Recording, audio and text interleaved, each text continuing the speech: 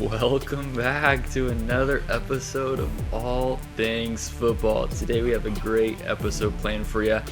We've got a little bit of some appetizers. We've got talking about the Lamar Jackson situation that's currently ongoing. We're going to talk a little bit about our different draft techniques and preferences when we look at the draft and how we kind of rate and compare draft prospects and which rounds we'll take them.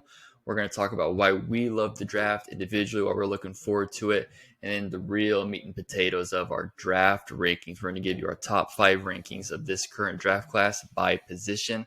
All that and more here on All Things Football. Holmes gets a block from Richardson in the backfield. 15, 10, 5, juking right, touchdown! All righty, Chase. So what's going on with the Lamar Jackson situation? Well, since we don't have an agent, Lamar Jackson just tweeted out, because we didn't have anything slip out, right? Agents are helpful to kind of get the media and the fans involved in this. But he tweeted out that he had actually requested a trade on March 2nd, kind of confirming that maybe the bridges might be burnt in Baltimore and that he does not want to continue playing for the Ravens. Yeah, it certainly seems when you kind of take to Twitter on your own and go to start a Twitter fight, with your current employer, it's hard to see how that can kind of be mended to where you're going to go back and work for them moving forward. I know when we first talked about the Lamar Jackson situation, you had asked me if I thought that they would be able to make amends and come back, and I thought they did. They would. Obviously, it looks like now that this was all the way back in March 2nd, so it's not recently. It's been ongoing for a whole month now. So that was pretty surprising that it was kept the lid was kept closed on this for so long. Conveniently enough, though, Lamar Jackson tweets this at the same time his head coach is about to address the media. So very, very interesting time. I don't think that was a coincidence at all. I think that he definitely had that planned. So when you're taking those subtle kind of shots there at your head coach, hard to see how you're going to come back and play for him. Yeah, and Harbaugh said that, he expects Lamar back in the purple and black, right? He doesn't think Lamar's going anywhere. Like, he just kind of dissed the whole trade request notion, kind of like when a kid threatens to hold his breath until he dies, when he's having a temper tantrum and the mom's like, no, you won't. It's kind of how I thought the coach Harbaugh handled that situation. It's kind of fun to see how this is going to revolve, if there's going to be a team that wants to give up the package that the Ravens are going to ask, or if they're just going to franchise tag them until they can mend it over. Kind of interesting down there in Baltimore. Yeah, so I mean, obviously right now, so if he requests a trade and the Falcons honor that trade, all right, he would have to sign the franchise tender, but that would mean that a team would not have to give up the 2 first-round picks to get him if the Ravens open that up and accept his offer for a trade. So there could be a different trade package. It could just be 1 first-rounder, additional picks, or whatever it is. It would not be the guaranteed 2 first-rounders due to the non-exclusive franchise tag, which I thought, on top of the guaranteed money he was wanting, obviously was a huge obstacle because you're giving up, quite a bit of draft capital for a quarterback there. So that definitely helps. I think that definitely helps Lamar Jackson's case. So if the Ravens are at this point, they're like, listen, this isn't going to work out, they want to move forward, you can definitely get at least 1 first rounder for Lamar Jackson. I don't think you can accept anything less, to be honest. And so if they get, and maybe a team higher in the draft goes, maybe the Colts, pull the trigger on it. Maybe one of those other higher teams go on, and then the Ravens could take a look at a quarterback this year. In the draft, a lot of different scenarios there happening, but it definitely works out in the Ravens' favor, I think, accepting this trade, because they'd be able to get rid of him easier, I guess I should say, if they really decide that it's not going to work out. Because I can honestly see Lamar Jackson just, being on the team and then just not showing up, or showing up and not doing anything. And that's just going to cause a distraction. And honestly, at that point, you're just better off just shipping him off, at least getting some capital for it, and just moving forward and go your separate ways. Yeah, absolutely. It kind of gets shades of the Le'Veon Bell situation that the Steelers had to deal with a while back. That's kind of what I see, right? Le'Veon Bell wanted this guaranteed contract.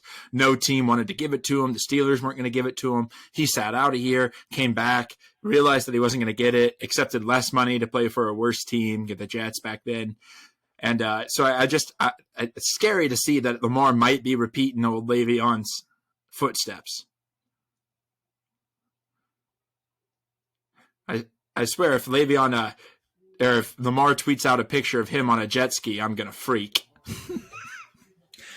Yeah, a lot of different ways that this can go for sure. But that's kind of just a brief update here, kind of what the Lamar Jackson situation is going on, and we'll see where that ends up. As it's looking now, it doesn't look like he's going to be a Raven for much longer. Yeah, yeah. Well, let's go ahead and move on to the real topic of discussion here. Obviously, we've got to cover everything here in the league going on. That's kind of an impactful story that's kind of ongoing. But we really want to talk about the draft. So before we kind of get into giving our draft kind of prospect rankings and things like that, we want to talk about why we love the draft. Every year the draft comes around. Every year we do these mock drafts. We study these players coming out of the draft. We watch the combine. We do all this different stuff. But why? Chase, tell us and the viewers, why do you love the draft? Yeah, so I was thinking back to my first time, actually paying attention to the draft. It'd be that 2015 draft with Jameis Winston, Marcus Mariota, right? Those are the highlight players. And I was thinking these are the guys that I watched play college ball, right? Because as an Iowa Hawkeye fan and a team, a guy that lived in Iowa with no professional sports team, that was our professional sports team. So always been a Packers fan, but didn't really care about any team outside of the Green Bay Packers. Watching these college players play, that was all I was for, right? And then I realized that there was something that caused them, I could continue watching them going to the league. I thought that was what kind of drew me in. And then the more I looked into the draft, I got to see that, it's kind of a mystery, right? A crapshoot per se. I could go out and I could make my own decisions on these players. I could test my knowledge against other GMs of the league.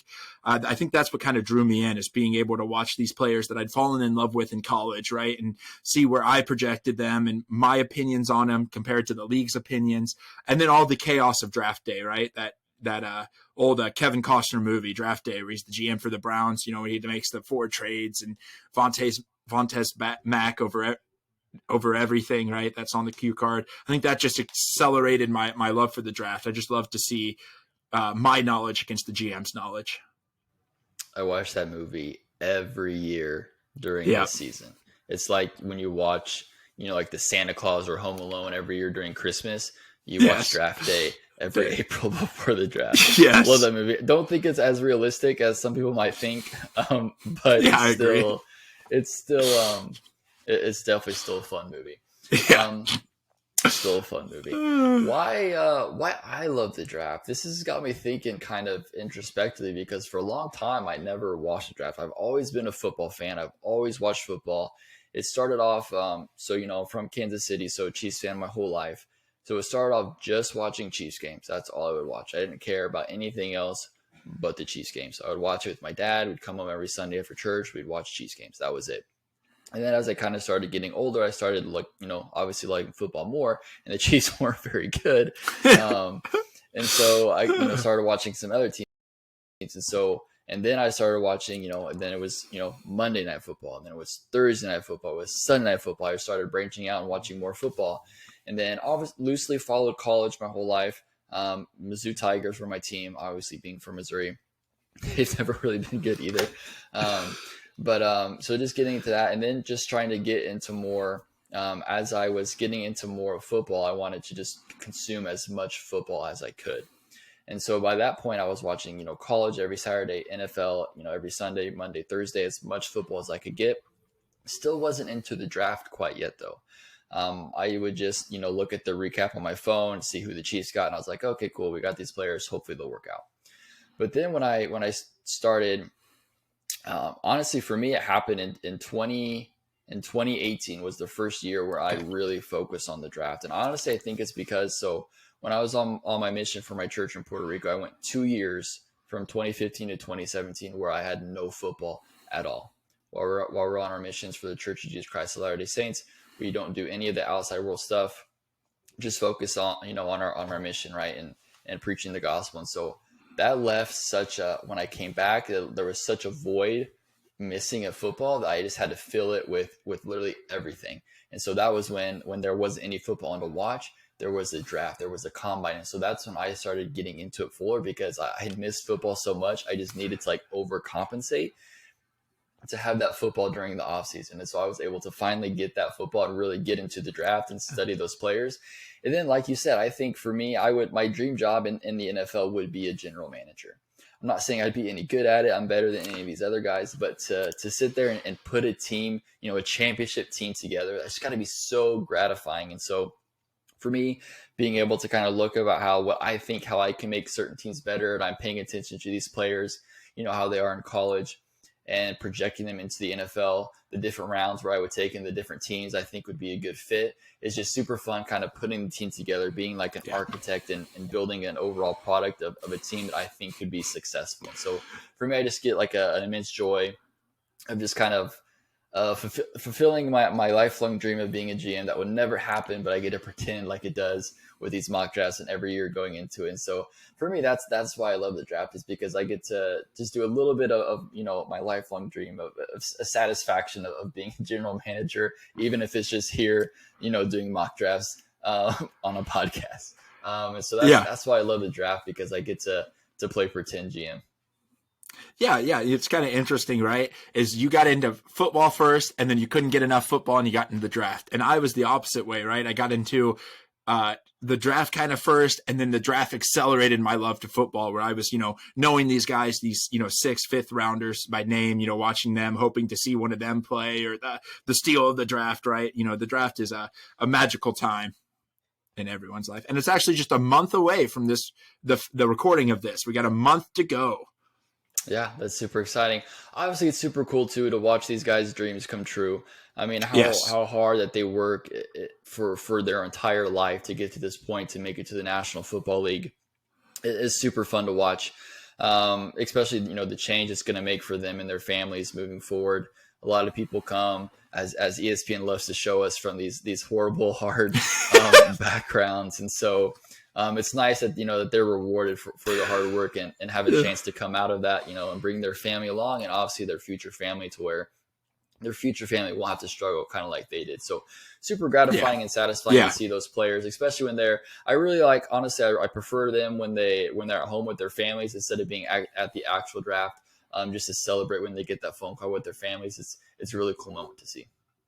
Yeah, that COVID draft that we had to happen, that Goodell, that was like the best thing I think Goodell's ever done, is that COVID draft. He operated that very, very professionally, and to see that webcam footage of all the players just get to celebrate with their family in their home. We've seen, I can't even think of who it was, the USC guy backflip into his pool, and a couple guys break down to tears. That's always a bonus part of the draft that I enjoy, seeing these young men with their, live out their childhood dreams. It's super fun. And then when they get to fly in like the following day and actually meet the team, they get their jerseys. That just has to be like the best moment ever. So super excited for those guys on draft night there. No matter which night you get drafted. Obviously not everybody player can be in the first round, but all that matters is you make the most of your opportunity. So good luck to you guys on draft day, and we'll be rooting for you live in person. So stoked. Yes. And it's funny that you said the 2018 draft, because that was the year that I actually started understanding the draft, right? In 2015, I thought if you were drafted first, you were the best player. I didn't, understand that, the teams didn't already know who the best player was, right? I thought Jameis Winston was the next future star just because he was drafted number 1 overall. By 2018, I understood that teams, sometimes overvaluate and undervaluate players, and got into mock drafts there and fell in love with my man Baker. But hey, not every player can go 30 for 30 in a season, Chase. It takes a very special type of player. Okay, that's true. I am a big Jameis Winston guy, just because he was kind of the reason I started, into the draft stuff. So shout out Jameis Winston, 30 for 30. Get on it, ESPN. 30 for 30. Hey, we love you. We love you, Jameis. No shots intended. No. Let's go ahead and now, so another part of the draft, a big part is kind of strategizing. So every team kind of has their identity. Each GM kind of has their identity of where they value certain positions, right? Some people will say that, they won't take a running back in the first round. they like this type of certain player. They like this position to be a certain size, certain weight, certain arm length. A lot of different strategies and techniques when going into the draft, and everyone's kind of different. So just kind of pick our brains here, Chase. For example, for you, what are some, maybe whenever you're looking at the draft personally, if you were a GM or just looking at that, what do you think? What are kind of your draft tendencies when it comes to players and positions and where they should be taken? Yeah, I've got a couple. Obviously, I think the biggest one for me is if I draft a guy in the first round, I want him to be a starter, right? I'm not a sit guy, which is funny because that's what the Green Bay Packers tend to do a lot, is they draft the next upcoming guy to play next season, or in Jordan Love's case, 3 season. But I want a day one starter in the first. I want I don't really like running backs in the first unless they're like crazy, like maybe a Saquon level. I don't really like tight ends in the first or inside linemen, right? I think like guards, centers. I think you can find a plethora of really good tight ends and offensive guards in the second. And of course, just like normal, running back, that's a very crucial spot that you can find really late. Most of the good players, most of the good running backs in the league are, day 2 to day 3 picks. What about you, Garrett? You got any tendencies that you seem to follow, or strategies that when you make your mock drafts and you fill out, that's what you kind of lean towards? Yeah, no, 100%. I'm with you on the whole no running back in the first round, and the biggest reason why is just the value of the position, the Exactly. years that they have are just, it's just too short. And when you're drafting somebody in the first round, you have the benefit of having them for 5 years on that rookie contract, obviously with the 5th-year option. So you're able to have, like a day one starter, someone that can come in and immediately contribute, and that they can be cheap for several seasons. And so it just doesn't make sense to do that, just because not a lot of times are you going to give you the running back you drafted a 2nd-year contract. Most likely they're going to get that from another team. Very rarely does one player stay for the team for so long. I mean, you saw the Giants at pick number 4 take Saquon Barkley. He's had injury history. They just franchise tag him, so he's not even going to have a second contract yet. We'll see what happens as he fully comes back from those injuries. But it's just hard. The running back position is very hard. And I agree, you can find that deep in the draft. I mean, the Kansas City Chiefs just won the Super Bowl with Isaiah Pacheco, who was drafted in the 7th round. So I mean, you can't, and he was the starter, played meaningful snaps. Like you can't tell me that you have to draft high on that position, just because I don't think a running back is that honestly that important of a position when you're putting together a Super Bowl team. I mean, you look at teams that have the best running backs in the league. The Cowboys had Ezekiel Elliott for a while. Titans have had Derrick Henry for a while. Saquon Barkley when he's healthy. Christian McCaffrey. A lot of these great running backs for sure, and I love them. Like I love the running back position 100%. Yes. It's one of my favorite positions actually. But it's just I don't think when we're talking about in positions of importance in a Super Bowl team, running back for me is very, very low on that list. Another kind of strategy for me is just no such thing as luxury picks. No such thing as a luxury pick. I learned that when the Chiefs took Clyde Edwards-Helaire, after they won the Super Bowl with that 32nd pick as their luxury pick. It's like, oh, we can't. Our team, the Chiefs are so good. They're bringing back everybody. Let's just pick, a luxury pick. And the luxury pick was a running back in the first round.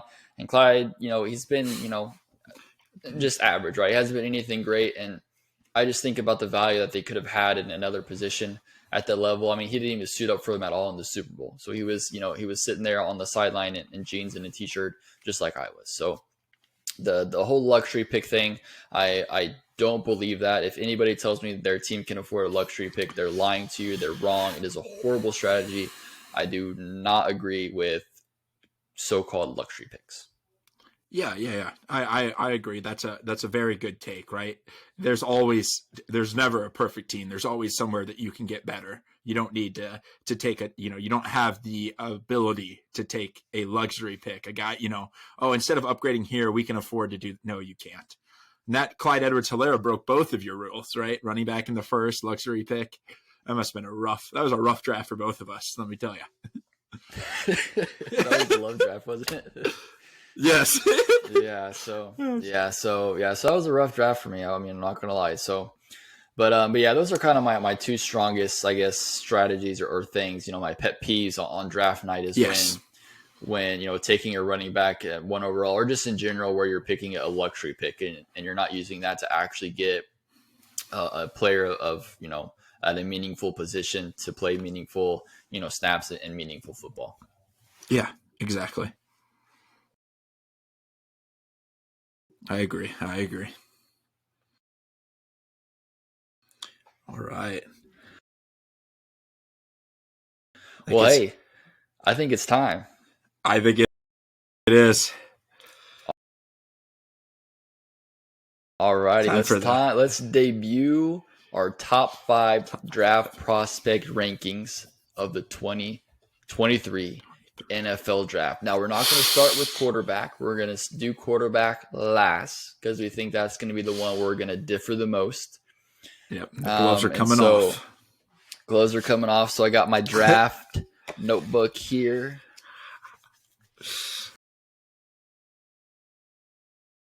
And we'll start. So then, since we're not doing quarterback, Chase, should we start with the running back position?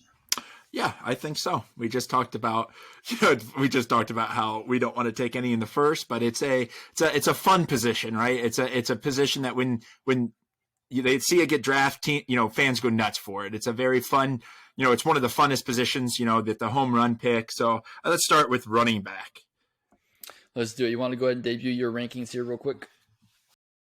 Yeah, absolutely. At number 1, I have Bijan Robinson from Texas. Number 2, I've got Jamar Gibbs. Number 3, I have Zach Charbonnet. Number 4, I have Tajay Spears. And number 5, I have Roshan Johnson, Bijan's backup. Oh wow, interesting. So I like that. So here's my rankings here. So not a lot of we don't differ a lot here actually, just in number five. So my 1 through 4 is the same here as yours. My number five, a pick that might shock you, but it's going to be Chase Brown out of I love Illinois. Chase Brown. I do be Um, liking Chase Brown. yeah. So I mean, obviously, 1 and 2, Bijan and Jameer Gibbs are pretty self-explanatory. Don't have to go into too much discussion about those players. Zach Charbonnet, my biggest notes here on his ability to be a dual threat running Yes. back. That's super super important here in the NFL as we become more of a passing league to have a not just a running back who could run the ball, but somebody who can catch the ball out of the backfield or even have some routes in the route tree to line up there, in the slot and run some routes as well. So I think Zach Charbonnet there is going to be that type of player for sure. Yeah, no, I really like Zach Charbonnet. I think Gibbs is just a better athlete. That's why he's at 2. But I am very, very high on Zach Charbonnet. I like him a Awesome. Well, lot. talk me with then how with Bijan's backup there at pick number 5. Talk me through kind of why you have him there on your top 5. Yeah, so I as looking at the running backs, watching tape, I think that the top 4 I think are the easy picks. That fifth guy go a lot. There's Devon A-Chain from Texas A&M. He gets a lot of hype. Chase Brown, and then is it Sean Tucker from Syracuse? I think, or Sean Taylor, the really speedy guy from Syracuse. But this Johnson is just athlete, man. He tested crazy at his. I think he was at the Senior Bowl as well. It tested crazy. And that's what I thought. Running back, I think as much as you take hits, it's not a position. It's a position that if you have an athlete, most of the time they go to running back, right? You just want the fastest, strongest, best athlete at that position. And I think Roshan Johnson is the best athlete that we haven't already named, right? He might not be the fastest with A-Chain coming in at blazing speed, but I really like his just athletic ability to take a simple inside zone play to the house.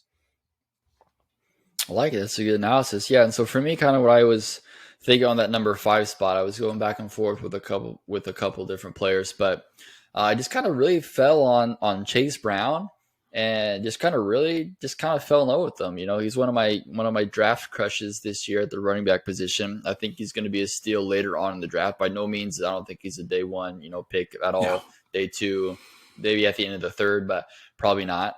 But I really just liked his elusiveness.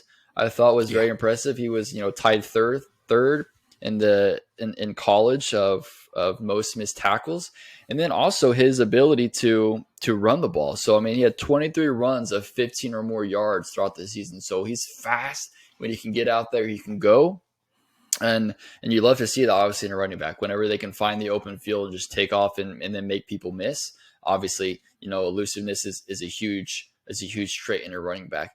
Now, obviously, the only one of the biggest downsides of Chase Brown is his tendency to cough up the football.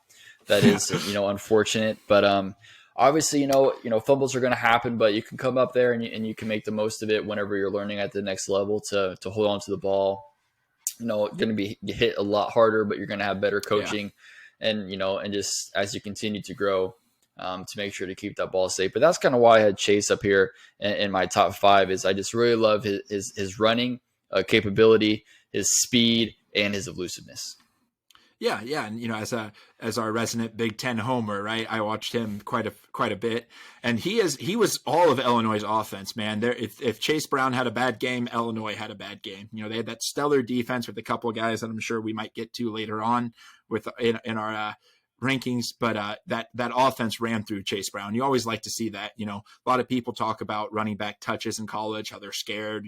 But it actually proves that the guys who have the most touches in college are the most ready to go to the NFL, as Jonathan Taylor, Derrick Henry, Alvin Kamara, those type of guys. They tend to pan out better in the NFL.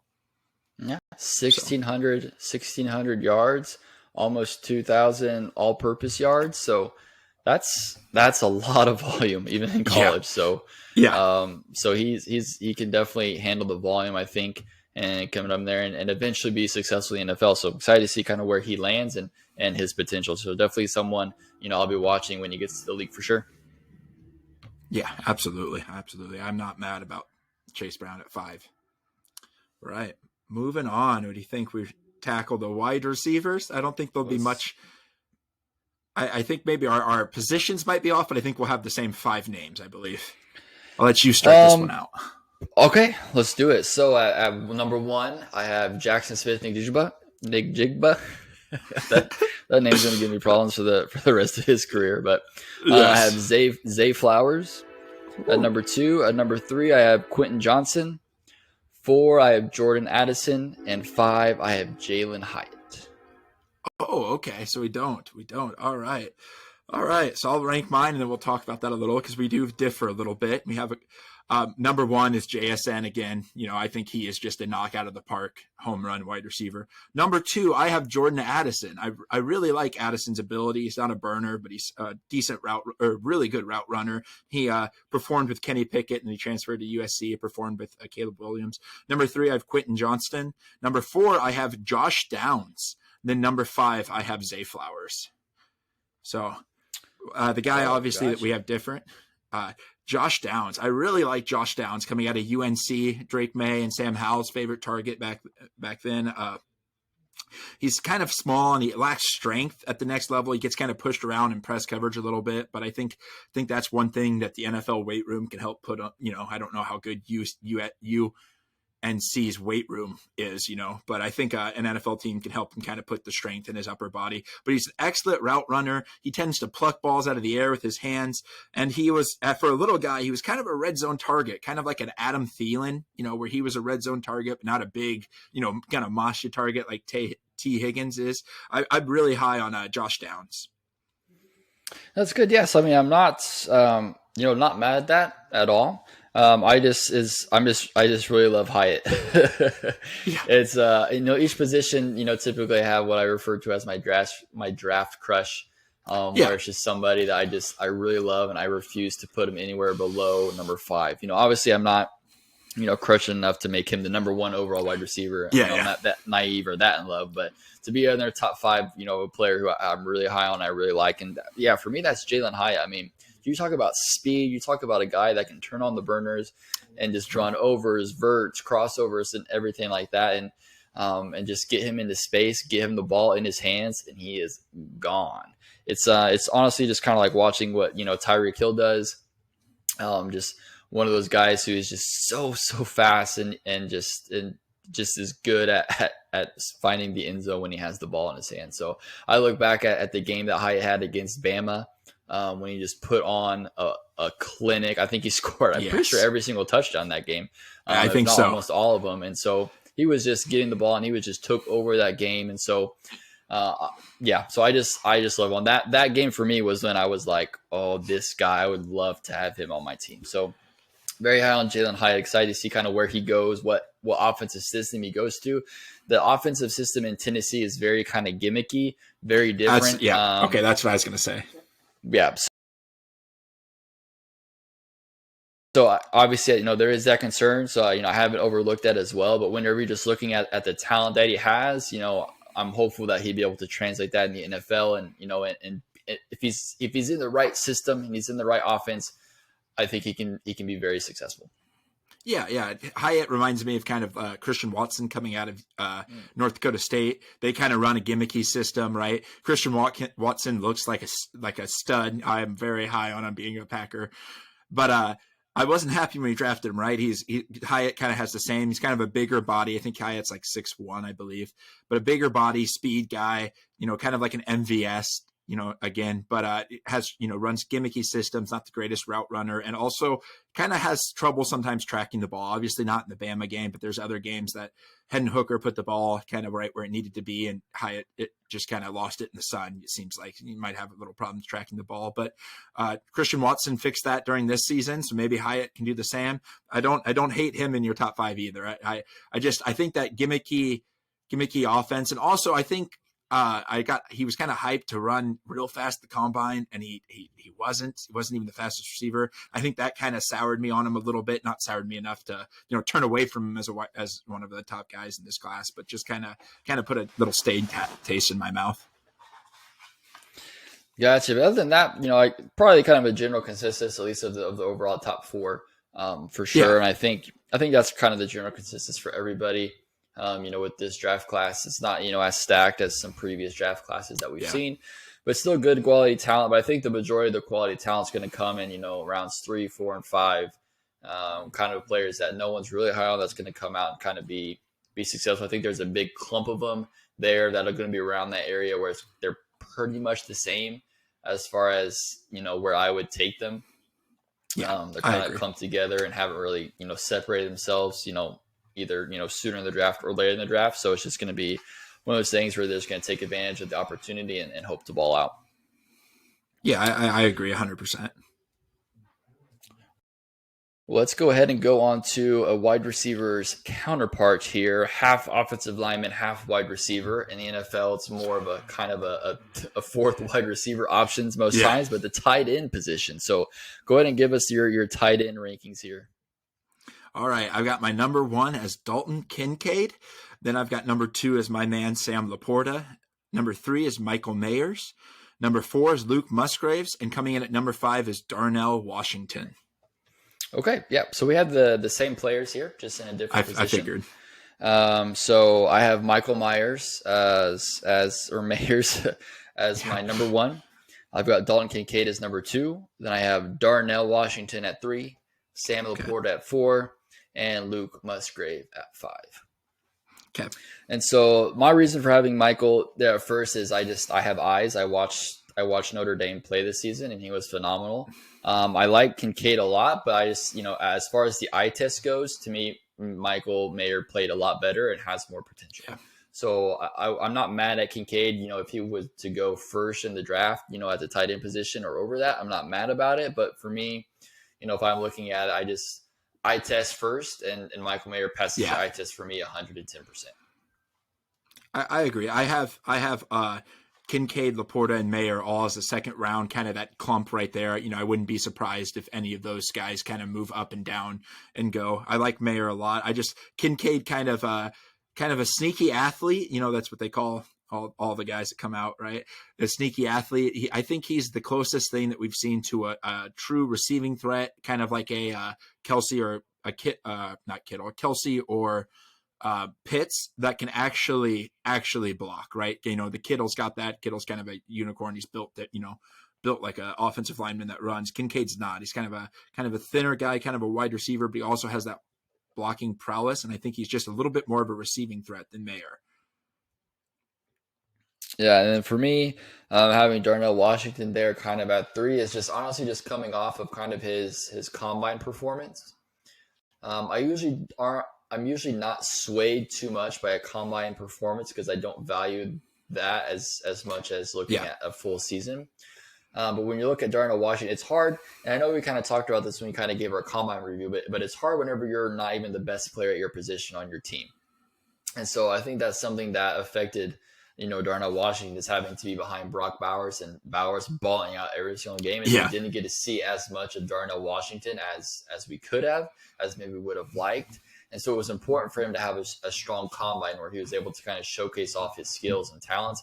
And he did that. He did that on the sled, and he did that as a receiver when he made probably the most athletic catch at the combine. So being able to put on those skills where you're just focused on him specifically, I think was important. And it kind of made me go back and watch him and watch his film a little bit differently by saying, man, I saw what this guy can do. Let me go ahead and look at this more. And with the limited opportunities that he had, I think he shows, his potential for sure that he can have, as a talented tight end, in the NFL. Yeah, no, I agree. Darnell Washington has 6'7" frame. He's huge. He can catch. He showed that kind of at the combine, kind of like what you talked about when Georgia ever ran an offensive move with a tight end. They always use Brock Bowers because that guy's a stud. So Darnell didn't really get to show off his hands or his elite rack ability in college much, but at the combine he definitely did. And I not mad at any of those. Those are the 5 guys. I'll be interested to see how they play out. And I think all 5 of them are pretty good athletes. Like we've said multiple times, go look at our mock draft videos. This is a deep tight end class. There's some guys that we, not in our top 5 that are going to ball out this year as well. So I'm really excited about this tight end class. Yeah, I mean, this is the best tight end class I think I've ever seen. Yeah, I agree. Obviously, since I started really following the draft, but still, it's tight ends are weird. They're never really. I don't know. There was the one where it was with Hawkinson and Kittle, or not Kittle. It was Hawkinson and Fant. Yeah, Fant. That was kind of another deeper kind of tight end class. Yeah. But, out of tight end university, but absolutely. Holler at Fant. Shout out Fant. Can follow in. If Sam Laporta can follow in their shoes. But let's go ahead and move on to the offensive line, specifically the tackles. So I'll go ahead and give you what I got here. So I've got Paris Johnson as my number 1. Then I have Peter Skoronski, DeJuan Jones, Darnell Wright, and then Broderick Jones at number 5. Oh, Darnell Wright. Okay.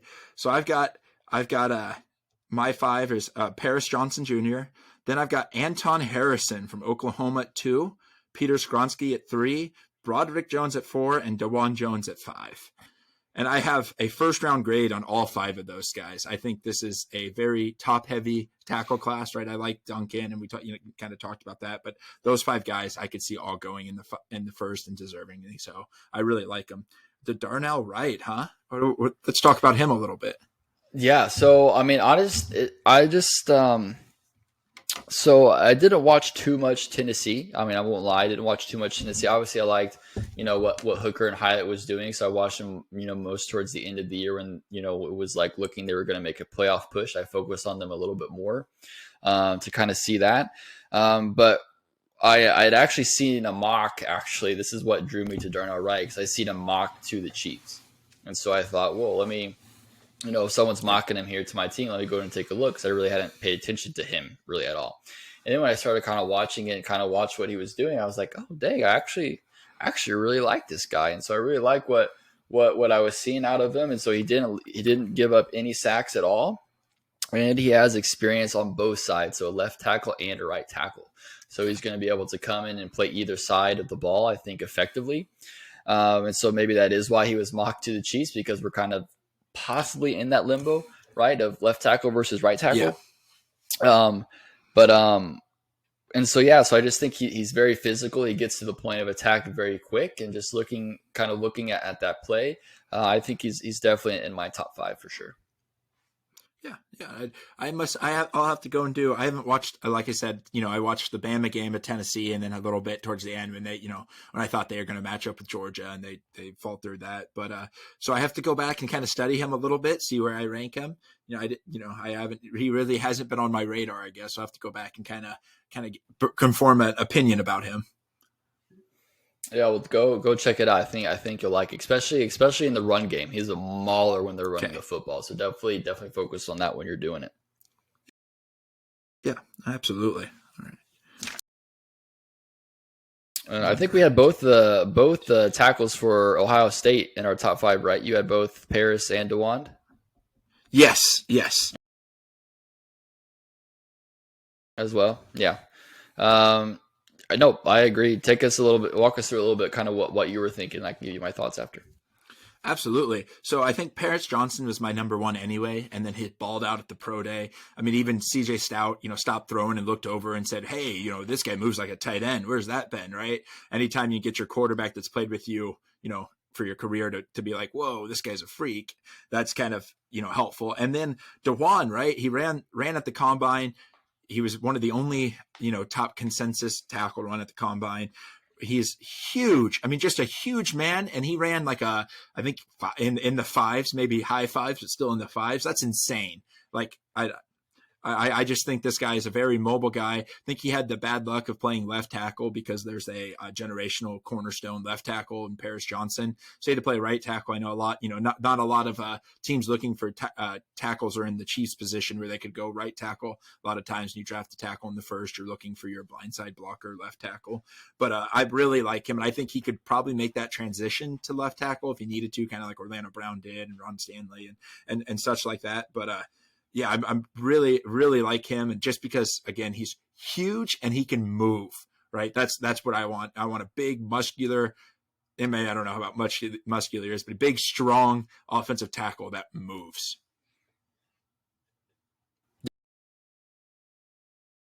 Yeah, no, I agree. I think playing at Ohio State is one of the college programs outside of Bama that really gets you ready for the next level for sure. And so Yeah. having that experience, with those two tackles coming up there, I think they're both in our top five for a reason. So I definitely think that they'll be successful. So I definitely like those picks there. Yeah, absolutely. Yep. All right. Moving on to inside offensive linemen. And I Your did this. favorite. I counted centers as inside offensive linemen. I didn't want to watch, 5 film of centers and 5 film of guards. I don't know if you did the same, Garrett, or what. I did the same. If Yeah. you, Yeah. So I've okay, center and guard perfect, as perfect. interior. Yep. Yep. All right. And I'll go through my number ones. And just like I said, I don't have any of these guys ranked as a first rounder, but I think, of course, some of them might jump up there. But I've got Osiris Torrance as number one. Then I've got my first center, Luke Whippler. Then I've got Steve Avila from TCU. Got Joe Tippmann as 4, and number 5 is Andrew Voorhees from USC. Okay. Yeah. So I pretty much have the same players except Andrew Voorhees. I didn't include him just because his injury, unfortunately. Yeah. It's just I kind of took him out. He definitely would have been up there. I think he's definitely top 5, but just due to his injury, I've kind of taken him out because he's not going to be able to play this first season. So I've kind of Exactly. just forgot about him, to be honest. Sorry, Voorhees. Hope you get better soon. But so I have Osiris Torrance as 1, John Michael Schmitz at 2. Okay. Luke Whippler at 3, Joe Tippmann at 4, and Steve Avila at 5. And honestly, for me, I won't lie. Honestly, for me, ranking these people, it was kind of a struggle to put someone ahead of somebody else because I think there's a very good group of center classes there when you look at Schmitz, Whippler, and Tippmann. Yeah. And so for me, it was just kind of what I had to put down and rank them, and so I just found some nitpicky things to help me with my rankings and kind of where I fallen. But I definitely think Osiris Torrance is a first round talent. I think he'll definitely go there because there's not a lot of interior offensive linemen, or there's not a lot of interior offensive linemen that are better than him. And so there are some teams that need that guard center combo, and Torrance can play both. And so I think that would be, it's going to be beneficial for some team. Maybe it's going to be the Eagles at 10, looking for a replacement for their guard Isaac Siamoto, who left to the Steelers. Get in there at guard, potentially replacement for Kelsey. Is definitely a team that I'm looking at for him, for Torrance there at that position. So interesting to see where he goes. But I think as far as interior lineman, I think Torrance would probably be the only first round grade I'd have. Yeah, he's the only one that I expect to go first round, but I don't think it's a successful strategy to build through the inside line. And if it happens, I'll admit when I'm wrong. I'm glad to do that. But you're telling me that the Colts wouldn't be better if they would have picked a quarterback over Quentin Nelson when they picked him 4 or 5. So until it happens, I'm standing on my thing. But I do expect Torrance to be a first round guy. I don't have I only have 24 first round grades, so there's going to be some second round guys sneak up into the first round. So yep, and always is. Yeah, and honestly, with the inside offensive line, and that's a tongue twister. It's kind of boring to scout, right? I mean, I do my due diligence, but I didn't scout a ton of them, right? I think it's besides center, I think center is kind of a position that we talked about kind of fell behind, right? All the glory goes to the tackles, but the guards, man, I think guards might be the most replaceable, most easy position to fill on a football team. So don't do a lot of scouting there, but that's just my personal opinion. It might be wrong. Who knows? I mean, it's clearly wrong because it's your personal opinion. So,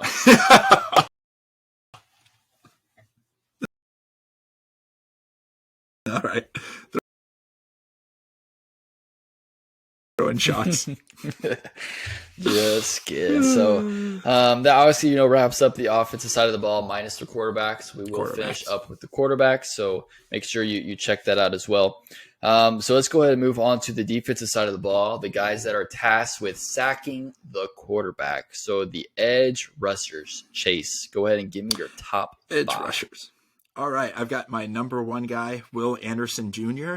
Number 2, I have Lucas Van Ness. Number 3, I have Tyree Wilson. Number 4, I have Nolan Smith. And number 5, I have Will McDonald V.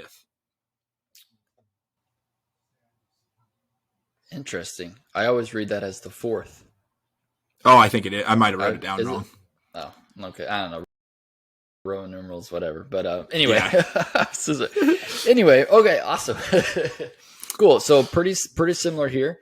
For me, I've got Will Anderson Jr. at 1, Tyree Wilson at 2, Lucas Van Ness at 3, Nolan Smith at 4, and Myles Murphy at 5. Okay. Will McDonald just misses that here on the top 5 in my top 5 rankings. But so walk us through. So you put obviously we have pretty much the same, right?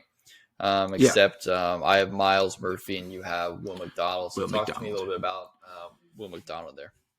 Absolutely. I considered putting Myles Murphy in, and the more I looked into him, I just think Will McDonald has a little higher motor, a little faster, right? I think Myles Murphy benefited from having an offensive, or not an offensive, an elite presence in the middle of the defense, and the guy that we'll talk about probably later down.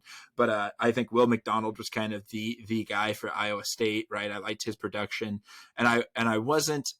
They're very close to me. I just thought, I like speed. Right, it's not the most important thing for a defensive lineman, but when whoever can get off the ball first, you can get that jump on that offensive tackle coming out off the edge. So I think Will McDonald has that speed over there, just a little bit more than Murphy did. Yeah. So for me, I just kind of looked at kind of just production wise when I look at edge rushers. You'll hear this a lot when we do our mock drafts, but I look at how many sacks and how many pressures you have. And so to me, when I was looking at comparing the two. Myles Murphy just, he has more, when you combine the hurries and the sacks, he just has more. So for me, trying to balance that out of, who to put in 5 and who to be 6, Will McDonald would be my 6. So he's just, just on the outside there. Yeah. But, and so that's kind of what gave Murphy the nudge for me over, is just a little bit more production as an edge defender. Yeah. Yeah, and I figured that. I was looking at Myles Murphy. He had the more box stats. That's not a lot of people use that as a knock, right? Box stats. They do matter. And I just think, I don't know. I might be an Iowa homer, putting Will McDonald over there, Murphy, but I think they are about the same. Kind of very very pin clip size difference between the two. I just give McDonald the edge on mine. Yeah, I like it. So let's go ahead and go on to the inside then with some defensive tackles. So I'll go ahead and give you mine here real quick, then I can Sounds hear good. yours. So I've got Jalen Carter at one, and then I have Brian Brees at two, Khalija Cansey at three, Mozzie Smith at four, and Keanu Benton at five.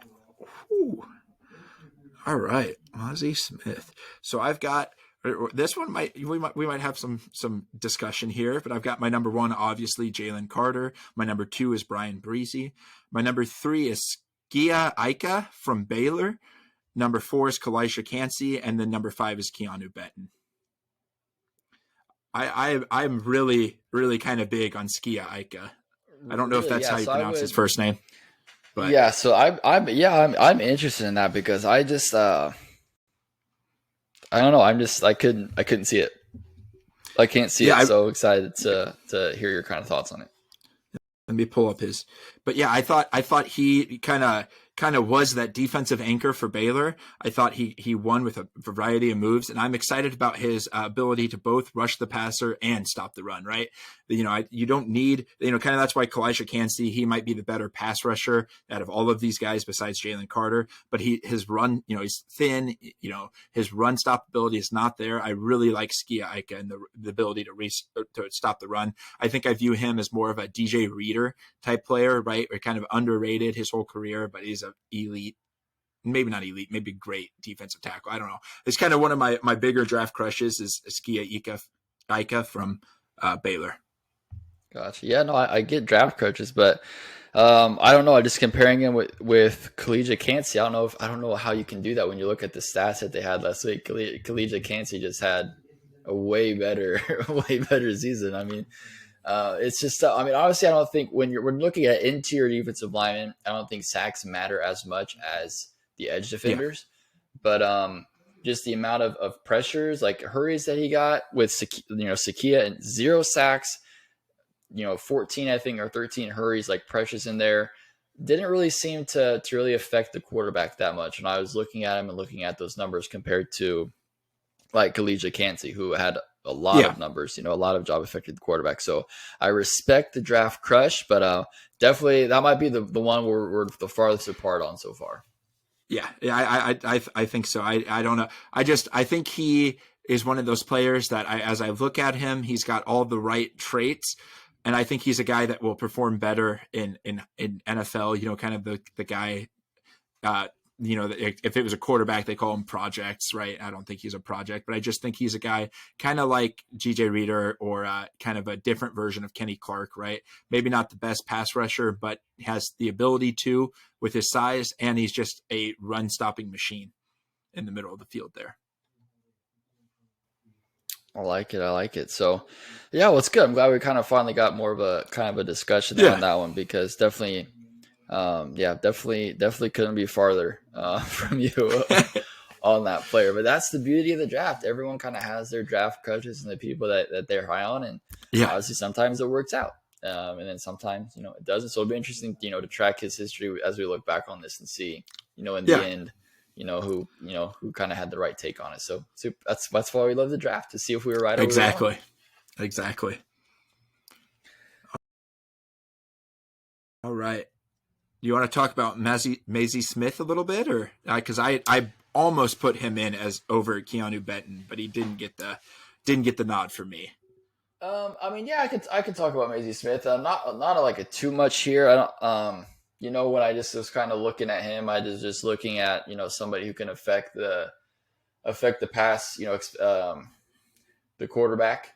And so when I was looking at that, I just saw, thought somebody I saw flashes of talent there, but not somebody super consistent all season, but flashes of talent where I think that, once you can kind of get in a system and get comfortable with it, with the proper pieces around you, maybe you're not the main guy on the defense like he kind of was with Michigan. And so, to be successful and kind of put some pressure on the quarterback. So not too high on him. But I think he has a shot at being successful in the league. So that's kind of where I was getting my thoughts with Maisie Smith there. Yeah, I agree. Like I said, he'd be my sixth man off. I just gave the because of the flashes, kind of, I'm going to steal your word there, but the flashes and the ability that I think I see in Ika, he got bounced to 6. So going on to linebackers. Another position that I'm not a fan of drafting in the first, but I also think this isn't a very good linebacker class. I don't know if it's just me. I don't know if you're in love with this linebacker class, but this is where I have my lowest rankings out of my top 5 when I put them into the round that I think they're talent-wise. I dipped down into like almost the 5th to 6th round with my last guy, but Yeah, I mean, I'm interested to see. For me, the linebackers are one of the hardest. Just for me, one of the hardest positions to kind of rank and lock because it, it's. I mean, it's hard because there's a lot of that encompasses. The linebacker. They have to do everything, right? So they rush the passer, they stop the run, they drop into coverage, they do they do everything, on the defense. And so it's a very tough position to play. And for me personally, it's a very tough position to kind of analyze and scout, Yeah. trying to base everything off of all that they have to do. So yeah, definitely interesting here. So definitely, that's keep in mind that when I say, this is definitely a position that I struggle, I'm completely 100% open about that. So my least confident rankings would probably be the linebackers that I have here. Yeah, and I tend to judge a linebacker more on his coverage ability, right?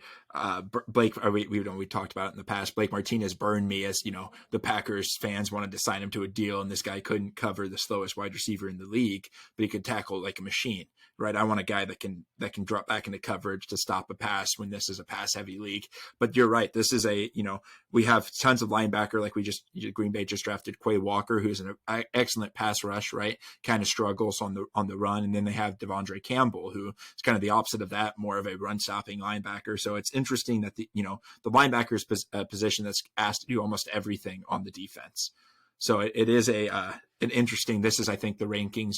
The consensus rankings kind of mix up a little bit, right? There's never a this is the guy that you have to pick linebacker, because they're pulled all over the field. So I'll give you my top 5 after that. Number 1, I'm going with my man, Captain Jack Campbell. And then number 2, we're doing Drew Sanders. Number 3 is Trenton Simpson. Number 4 is Dorian Williams. And number 5, I have Ivan Pace Jr. Oh, really? Interesting. Okay, yeah. So I'll go ahead and give you mine here. So at number 1, I have Drew Sanders. At 2, I have Jack Campbell. At 3, I have Trenton Simpson. At 4, I have Dan Henley. And at 5, I have Dorian Williams. Yeah. Okay. So general consensus there. Not too crazy. I'll tell you the reason why I have Drew Sanders at number 1, and I just think he, out of the linebacker class, just has the highest football IQ. For my linebacker, I just need you to be smart. You're going to wear the dot. Exactly. You're going to be calling the defensive plays, and so I need you to be smart. I need you to be able to get people in position on the defense. And so if you're going to have that high football IQ to understand the system that you're in, understand coverages as well as alignment, understand situational football. And when we're looking at this draft class, Drew Sanders to me just has the highest football IQ. So that's why he's my number 1. Yeah, and I understand that completely. That's another aspect that we didn't even touch when we talked about a linebacker's kind of the quarterback of the defense, right? And I think I went with Jack Campbell just because watching this guy play all season and sometimes live, this guy's all over the field. He looks like he can do it all. He tested nuts at the combine. He's an athlete. He can tackle. He can drop into coverage. He can rush the passer. He's got a motor that won't stop. And I think that might just because that's the linebacker that I've quote unquote scouted / watched the most. I think I have the most draw to him. But another guy that I kind of like, we talked about in our past mocks, is number 4. I have it 4 is Dorian Williams. I really like him. I think he's got potential to kind of come in, late, maybe early day 2 or late day 2, early day 3 guy. I really like Dorian Williams. I think he's got the potential to stop the run and to drop into coverage, maybe rush the passer, kind of do what's asked of him. Yeah, he is both. I mean, his coverage grade specifically is phenomenal. I mean, he can cover. He can play coverage extremely well, and so obviously that's definitely important here in the NFL. So it'll be interesting to see if he can translate that. But I think overall, very well rounded.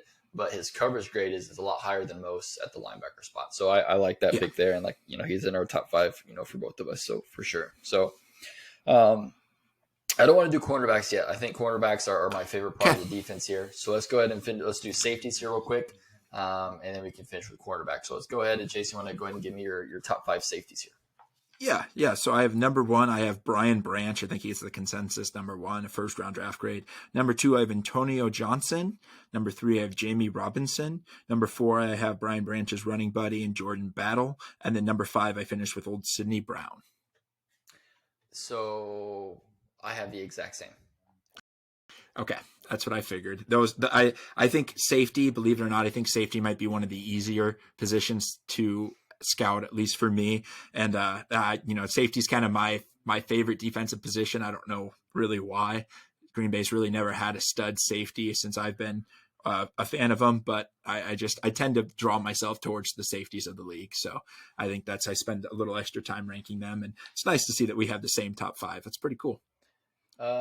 Yeah, I mean, the safety draft, I think, the safety class, I think is pretty straightforward. Like I said, I think it's one of the more easier ones to do. I mean, not a lot of discussion, right? When we have the same ones. I mean, I think Brian Branch is probably a head and shoulders above the rest. I really love Branch.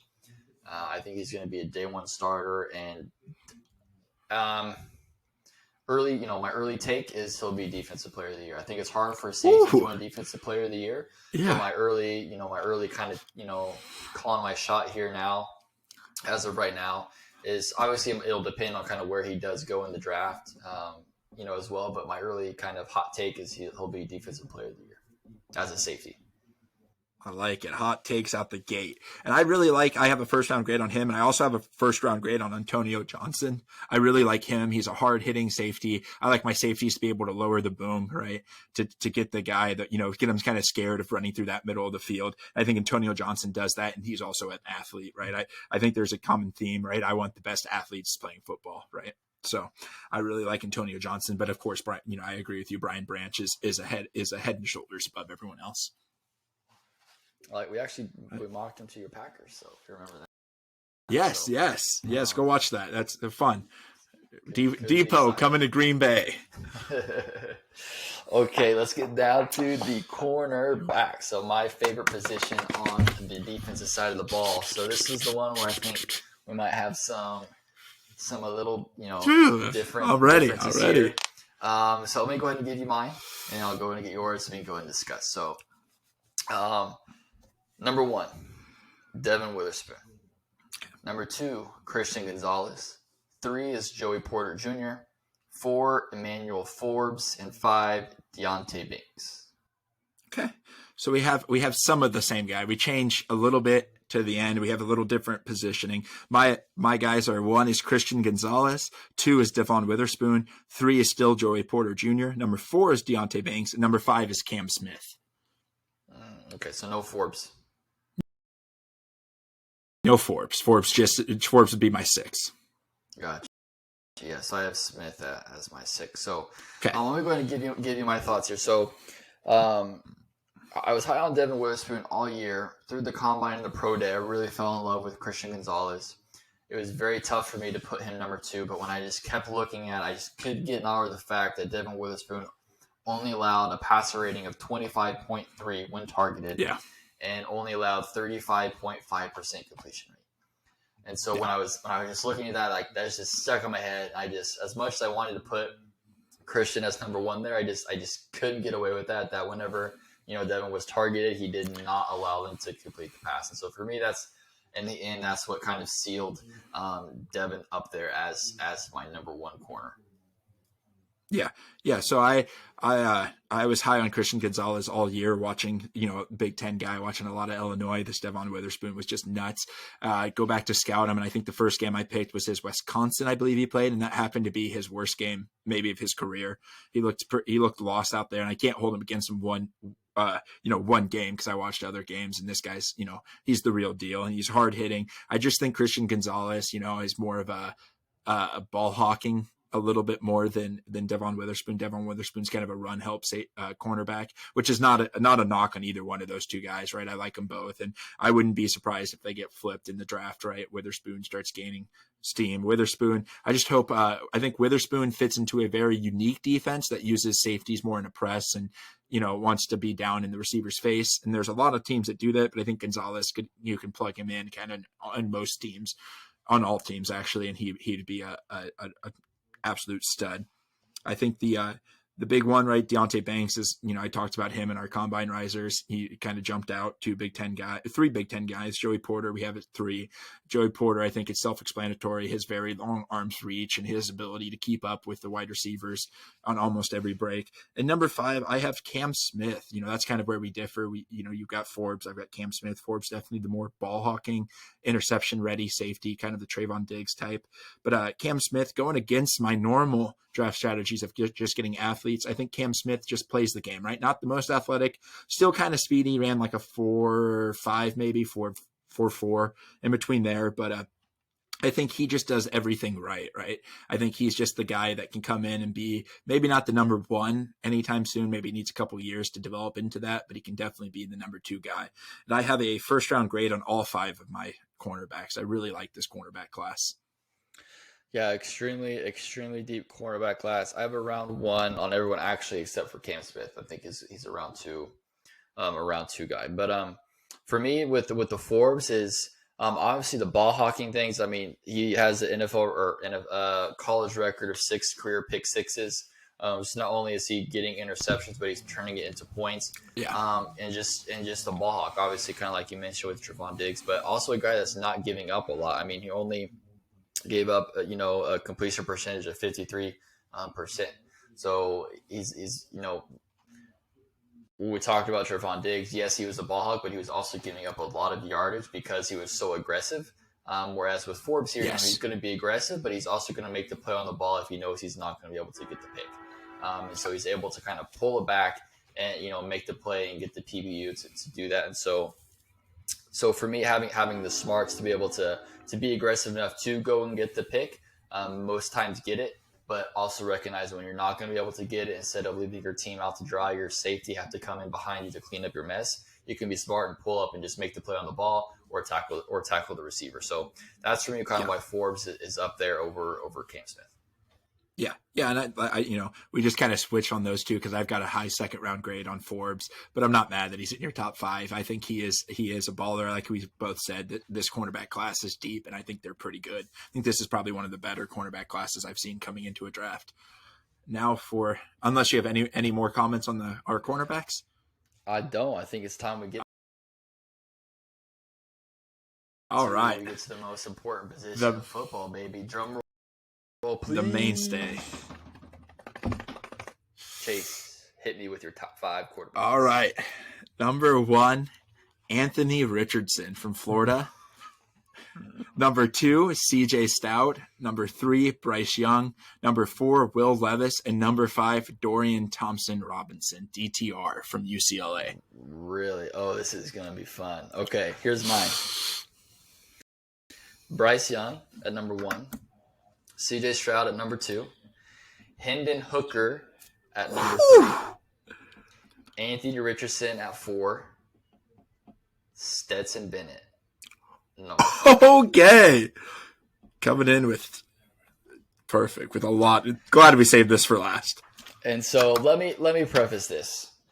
I think there is a huge gap for me in between number 1 and 2. So for me, right, between Bryce Young and CJ Stroud, to me, are 1A or 1B. I like Young better, so he's, my 1A. And then between number 2 and number 3, I think there's just a huge gap. And obviously that gap gets even bigger when you go from 3 to 4 to 4 to 5. So these are definitely not as close as some of these other positions. When we're talking about cornerback or safety or linebacker, to me, yes, it's a top 5 because you have to have 5, but it is, for me, not a close top 5. Yeah. So I have the same gap, but I've got it a little different. I've got, the top 3. I think there's a big gap there. I don't think you can go wrong with any of those 3 guys. Then I think Will Levis I still have a first round grade on him, but he is a tier on his own. And then I think there's a huge gap. A huge gap between him and, well, it drops from I have first round grade on all of my 4 guys all the way down to a 5th to 6th round grade on DTR. So I think there's a huge gap there. But let's start out agreeing. Let's talk about, we have the same number 2 guy, right? CJ Stout. There's not a ton to talk about, but he's accurate. He's pro ready. He's the model build that you want, right? I think he's our consensus number 1 pick, right? For you're the Panthers, You'd be pulling the trigger. So let's go on. We've got my number 3, your number 1, Bryce Young. Let's touch on him real fast.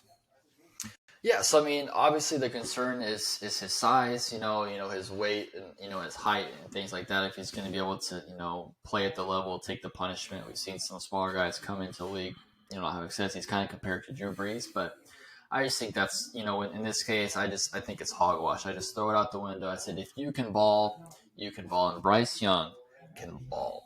Okay, yeah. He obviously Heisman winner, and you look at this past year when he was really, Alabama's had some of the best wide receivers in college football for the past 3 or 4 years, except for this year. So to look what he was able to do, where it took a miracle field goal against Tennessee to lose, and then a miracle 2-point conversion against LSU to lose, that knocked him out, with the only 2 losses. So he played extremely well. I just love how he creates plays out of the pocket.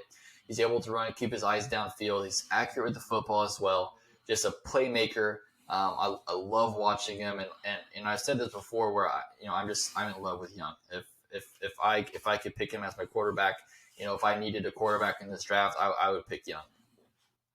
Yeah, and like I said, I have him at QB3. I still have a top 5 draft grade on him. I'm not low on Young at all. I just think I like CJ more because he's more pro style. My main concern, as we talked about it, is the size. And a lot of time when you hear size, we think height, right? He's small. Oh, Aaron Rodgers fell in the draft because he was 6'2", and that was considered small back then. No, I'm talking about his weight, right? He weighed in at the combine at 2. I think 208 was his weight at the combine. That's not the playing weight. He's going to play more towards 190, 185. You look at the guys who weigh that, Lamar Jackson injured, Kyler Murray injured, Russell Wilson didn't really have injuries until late in his career, but he was injured to start with, right? A lot of the younger, the small weight guys can't take the hits, right? These guys, and this is Bryce Young's going to go to a team, who knows where he's going to go, but he's going to go early, and early teams really don't often have that best offensive lineman. I think he's going to get hit a lot, and I don't know if his body can hold up. I do think he's the best anticipatory thrower of the draft. I think he makes throws instead of to the receivers, to the areas where the receivers should be. I do think that. I think he's got a pretty decent arm on him. I don't think it's like a Kyler Murray arm where the Kyler, can throw that ball out of the stadium or anything like that, or Josh Allen arm. But I'm just worried about his body holding up to these NFL hits, right? We've seen him get injured this year playing at a college level, and yes, he's in the SEC. It just means more, right? That's their slogan. But the NFL is just every team has these guys that are going to hit them hard. So that's where I worry a little bit about Young, but I wouldn't be mad if Young went number 1. I see the value. I'm not blind, right? I see the value in him. So which one of these guys do you want to tackle next? So I want to ask you about Anthony Richardson. Okay, let me talk. And so this one, I know you gave it to me straight. So before his combine, did you have him as number 1? I did. Interesting. Okay. I did. The floor is yours. Go ahead and sell. All right. So Anthony Richardson, right? He's the ideal project quarterback, right? When you think project quarterback, you think big, strong arm, mobile guy, more mobile than Josh Allen, maybe not as strong an arm. And the thing is that the project quarterbacks normally, right? Zach Wilson, I'm trying to think. I can't blank on a project quarterback right now. Mahomes. Who was the guy? Mahomes. Yeah, Mahomes was one, but there's not another guy that I'm just blanking on, but they struggle with pressure, right? This guy, Anthony Richardson was the least sacked quarterback in this draft class. He doesn't take sacks, right? He doesn't freak out. Where his project is in his footwork, right? He's got that kind of Aaron Rodgers syndrome where his feet get pointed to the sidelines and he launches that boy down the field. And I think that is one thing that you can teach a quarterback is footwork, right? We've seen it done over and over again. Josh Allen had poor footwork. Brian DeBull worked with him. I'm trying to think. I had more examples. I should have wrote them down. I think that is his need, is his mechanics, not necessarily his arm or top torso. He throws with his body like you're supposed to. He doesn't just rely on his strong arm, but his footwork gets a little twisted, and he gets he gets a little outside of his body when he throws. But what I like a lot about him is the number one thing I look for a quarterback is how do you handle pressure, right? Pressure is going to come in the NFL, just like Mahomes, right? He won the Super Bowl. He pressured crazy. Joe Burrow went to the Super Bowl, got sacked 9 times in the Super Bowl, or in not the Super Bowl, the divisional round against the Titans. But I think Anthony Richardson can handle pressure. And I think if you got a guy like that can handle pressure, I think he's worth a shot. I think his potential's through the roof. Will he ever reach it? That's the fun of the draft. We don't know. But I really think that this guy could be the next best thing in the NFL.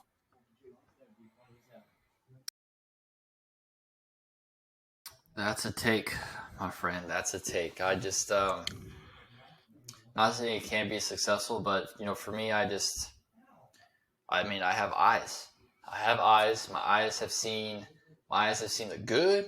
My eyes have seen the bad, and my eyes have seen a lot more bad than good. And so It's going to be one of those things where, I don't know. It's just I couldn't get over it to where you would actually honestly consider taking him over, Young or Stroud. If he wants to be the third quarterback off the board, I think he probably will be. And I think he will be too. That's fine or whatever.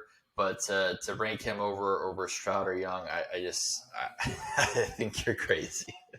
Yeah. So I honestly think the draft will play out. Stroud 1, Bryce Young 2, and I think it should. I think those teams are drafting for now, right? They need that franchise guy. But I'm thinking about a team like the Vegas Raiders who can sit him behind Jimmy, or I'm thinking about the team that can get him like the Bears did with Justin Fields, right? They can get him in, throw him in kind of when there's no expectations really on him, let him work with what he's got as he's getting better as a passer. Because as electric as Justin Fields was last year, the dude struggled passing. And that's same thing. He gets outside his body, a little bit mobile, wants to jump on his feet, not plant his back foot as much. I think Anthony Richardson has the same thing, but I think he's a better athlete and he's got a stronger arm than Fields. I'm really interested to see. And like we've said a million times, it's about coaching. If Anthony Richardson goes to a coach like Adam Gase, I don't know, someone who can't, a QB whisperer that's not a QB whisperer, right, on smelling salts during the press conference, he's going to flame out of the league. But I think if you can get him with a young guy that knows, maybe even an old guy that knows what he's doing and knows how to work with a quarterback, right? He had a goofball quarterback at Florida, and then I think Dan Mullins was his quarterback, and then the Oregon guy came over as the coach for Florida this year. And I can't even think of what his name is, but neither one of them was real big offensive guys. Napier, thank you. Yeah.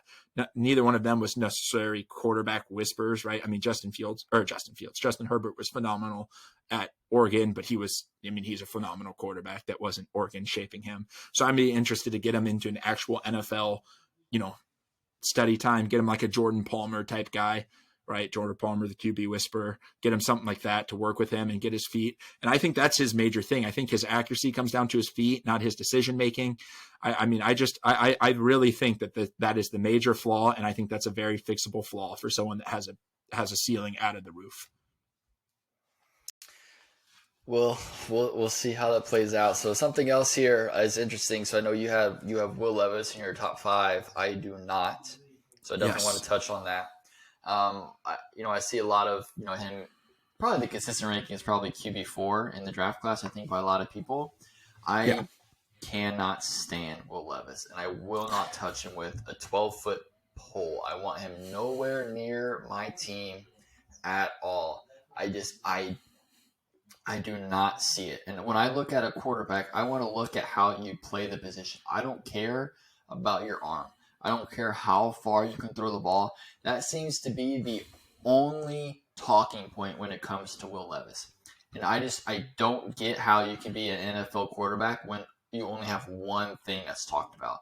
Like, I know when we talk about Bryce Young, we talk about his athleticism, his accuracy, his poise. Same thing with Stroud. He's accurate. All these different things. Every other quarterback here has multiple things that people mention when they're talking about him. When it comes to Will Levis, the only thing I ever hear only thing I ever hear, even from him himself, the only thing I ever hear is that I had throw the ball a mile. Yeah. That's the Yeah. only So thing. yeah, let me give you why I still have him as a first round. So I think his release is insane. I think he's got one of the fastest releases I've ever seen. He gets that ball out fast, and I think that I contrary to what he played at this year, I think he's more accurate than he seems. But let me tell you the reason that I'm not as high. I have a very late first round. I think the potential. I draft a lot on potential at quarterback. Maybe that's a bad thing to do, but where he falters, where his accuracy goes down, where it doesn't matter how much, is Will Levis has zero pocket presence. Literally has no idea what to do when that pocket collapses, right? When he has a little bit of pressure, the dude just chucks the ball and sees how far he can go, and normally that's right into the defender's hands. That's where his accuracy drops. That's where he gets into trouble. This guy's pocket presence and just pressure handling is just it's insane. It reminds me a lot of man, I just lost the name. The Ohio State's quarterback that drafted by the Redskins. Haskins. Or Haskins, yes. It reminds me a lot of Haskins. A little weaker arms, Haskins better, but Haskins was a very cement-footed, true pocket passer. And when the pocket wasn't clean, Haskins just didn't know what to do. And that's what I see in Will Levis, except his release is amazing, right? That's what I kind of fall in love with. Yeah, his arm's strong, and the old adage, you can't coach arm strength, right? You can't make Drew Brees' arm any stronger than it is, right? So I understand some of the hype for his arm strength, but also like his release is insane. It reminds me of almost like Aaron Rodgers-esque release. Not his ability, but just the time it takes him to leave that ball and where it leaves his hand. Just that's a thing of beauty. But I'm not as high as consensus are. I think Mel Kiper, I think that's Will Levis is Mel Kiper's QB1 in this draft, which should show you that he's probably not going to be that good because Kiper hasn't been good in forever. But that's where I have Levis. I like his release. I like his arm strength. I think he's a little bit more accurate than people give credit for. A lot of people are comparing him to Zach Wilson for some reason. I don't really see any comparison to Zach Wilson to Will Levis. They're two completely different quarterbacks. But the thing that scares me is the dude just crumbles under pressure.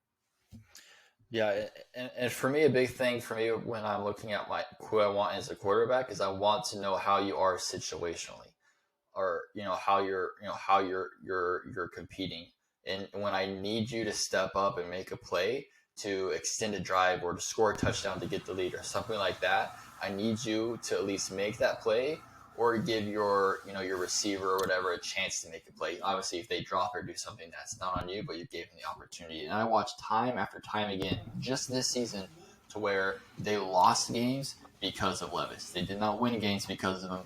They lost games because of him. And so for me, it's just so hard for me to say, oh, that's the guy I want as my quarterback whenever you're literally the reason why teams are losing games. And very, very winnable games, too. I look back at how he performed against Tennessee. Tennessee had a terrible defense this year. He was not able to do anything against Tennessee. He had the chance at the end of the game to go, just get a first down to win the game, and he couldn't do it. And it's just, and so for me, that's just is what stuck in my mind, and I just can't do it. When you lose games because of yourself, I got to tick you off. So that's definitely why I don't have him here in my top 5, and I would not touch him with the 12-foot full. Yeah, and I understand all that. I agree with most of it. Honestly, I agree with all of it. I think his potential might be a little higher than some of the, again, I think this quarterback class is very top heavy and then drops off very, very, very, very far. Yeah, so I agree. Once you kind of get past, I'll give you 1 through 3. The top 3 quarterbacks. Once you do there, it's very struggling. So that's why I want to talk about my Stetson Bennett pick here at pick number 5. Sure. And I want to preface this because I was really looking at it. I was like, I knew I can't put Will Levis in, and some of these other quarterbacks, I just don't. They're decent. They're all right. I'm not high on Stetson Bennett at all. I want to make that clear. I don't think he's going to be some first round talent. I don't think he's going to come in and be a savior of a team. I think he'll probably be a backup his entire career. Maybe get a shot, if the team he goes to, their starting quarterback gets injured, and do that. So why I say that as I preface this is because I find him very similar to Brock Purdy.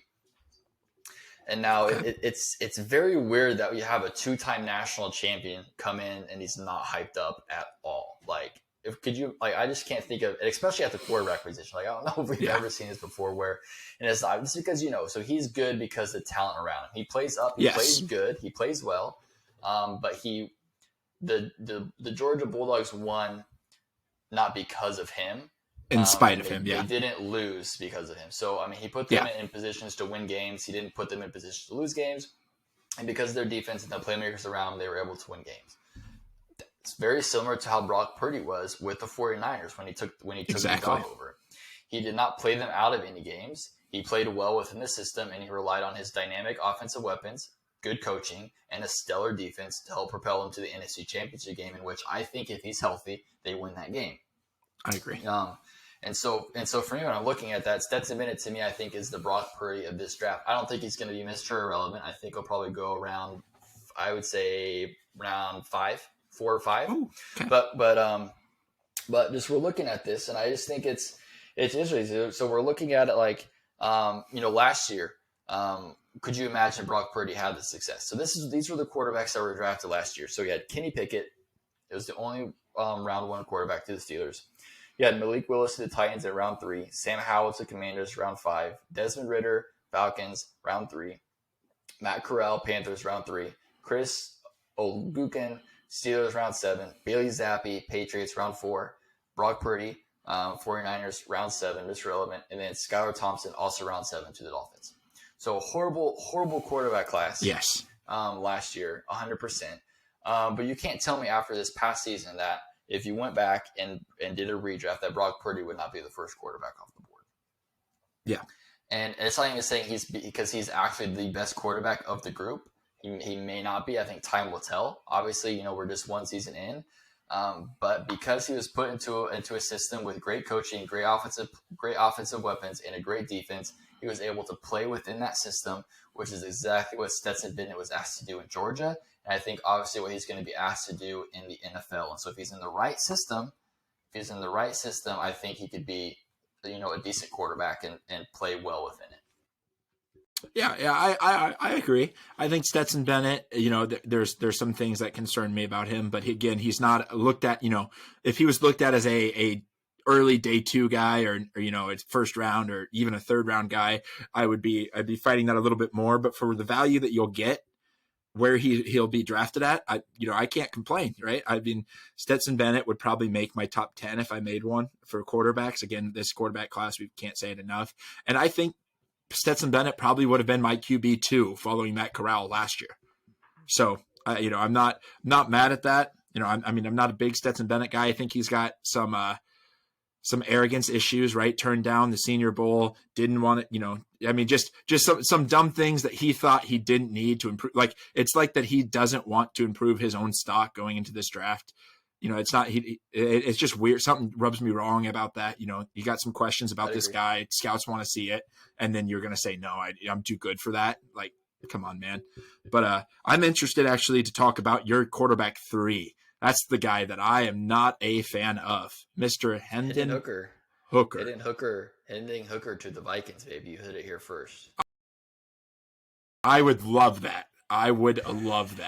Dude's 25, coming off an ACL and a gimmicky offense where he just, watching the Tennessee games I did watch, dude just stood straight, had no movement in the pocket, just stood straight up and launched the ball, hoping that his wide receivers would go get it.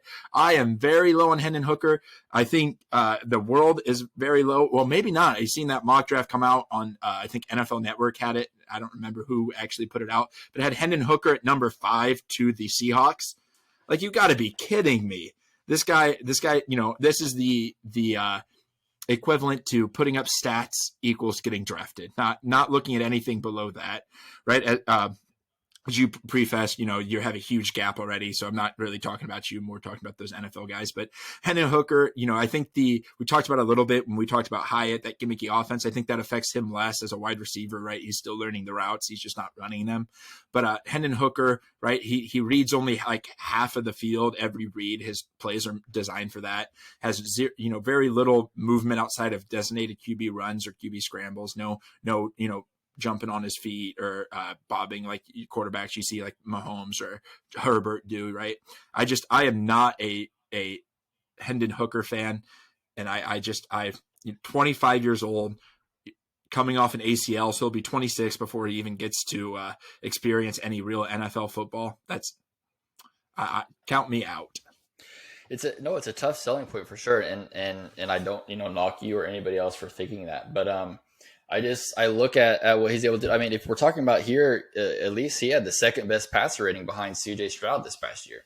So when you talk about being able to play well, he played phenomenal well. I mean, he was a Heisman candidate there at one point.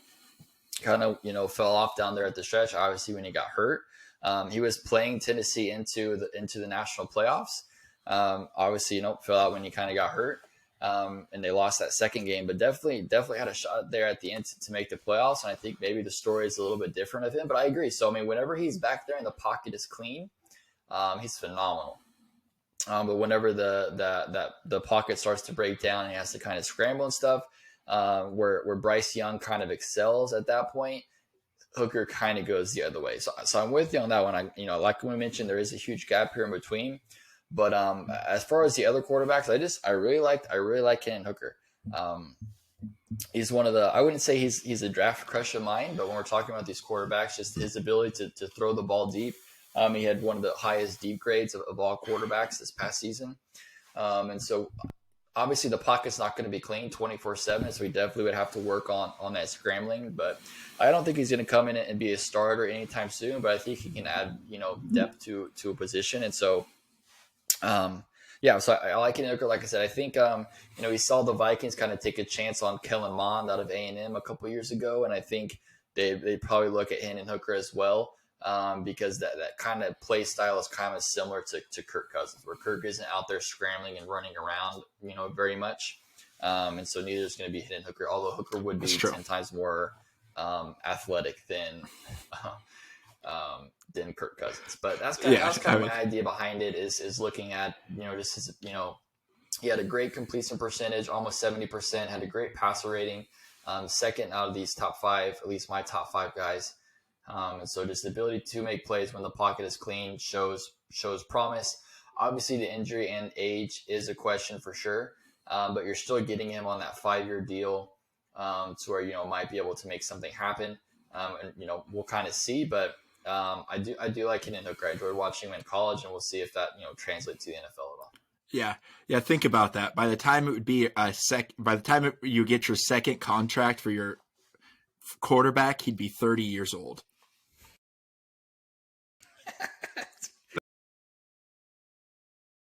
That's crazy. That's crazy. Yeah. So it's just for him for sure. But yeah. Just briefly, I'm going to touch on my quarterback 5 because this is my drafts. Again, I have him a 5th round grade on him, but this is my draft crush. DTR from UCLA, Dorian Thompson-Robinson. I think he's got all right accuracy. He's elusive in the pocket. His deep ball, he actually had the highest velocity at the draft. He throws the ball the hardest, right? That's not even Will Levis. But there's something about this kid. I never think, I don't think he'll ever be a starter, but he could be a Gardner Minshew, Nick Foles type where he could come in and win games for you, right? When, a Brian Fitzpatrick type that come in and win 2 out of 3 games for you. I like him as a career backup and just a good guy to have on your roster, right? I'm kind of crushing on DTR, to be honest, for no reason really, but no reason. Well, that's good. Well, folks, that wraps up our official 2023 draft rankings by position. So definitely looks like for the most part we were in agreement. Obviously differed in some positions, especially the quarterback position. So definitely that's why I wanted to save it last. But let us know here in the comments, kind of what your draft positioning is, your kind of rankings. We love to kind of see what you guys are thinking. Definitely make sure to leave those comments, like the video, and subscribe. We have some more mock drafts coming out. If you haven't seen those, we do have a couple mocks out already, as well as our first round mock. We'll be doing our our mock draft 2.0 here in a couple weeks, as well as providing more individual team mocks. Let us know in the comments as well, teams you'd like us to mock. If we haven't done your team yet, let us know which team you want us to mock, and we'll definitely make sure we can provide that for you. Well, Chase, you got anything else to say? draft's a month away. We'll both be there. You look forward to seeing where these QBs land and what teams think about it. I can't wait. Go watch that Packer video, see what I think about my Packers. We did a 3-round mock. Go show love to the mock draft video, and we have 2.0 coming out here pretty soon. So just big things happening at All Things Football. Big things, baby. Trying to get together some sort of live coverage for the draft since we'll be there. So stay tuned for that. We'll kind of figure that out. But like I said, just like, comment, subscribe. Appreciate it. We'll catch you next time on All Things Football.